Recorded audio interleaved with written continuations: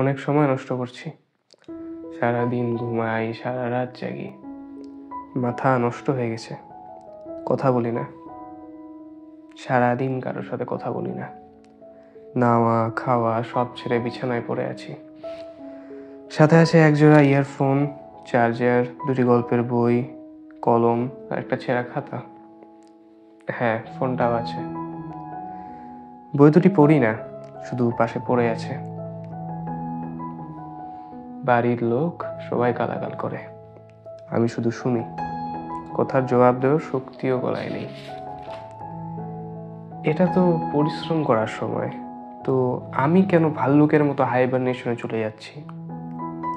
এই শীতে ব্যাডমিন্টন খেলা দরকার, কিন্তু কার সাথে খেলবো? সবাই তো ব্যস্ত। কোথায় বা খেলবো? খেলার জায়গাই তো নেই। এভাবে থাকতে থাকতে সব হারিয়ে ফেলছি। শরীরের শক্তি, মাথার চুল, স্বাস্থ্য সব। মাঝে মাঝে তো মনে হয় কথা বলাই যেন ভুলে গেছি। তবু দেখবেন, এখনই বাইরে বের হতে হলে আবার স্বাভাবিক আচরণ করতে হবে। যেন আমার শরীর আমাকে বলছে না তার পুষ্টি চাই, আমার মস্তিষ্ক বলছে না কারোর সাথে সবকিছু নিয়ে কথা বলতে, যেন আমার মন বলছে না কারো পরোয়া না করে চেঁচিয়ে কাঁদতে। আর কতদিন এভাবে কাটবে?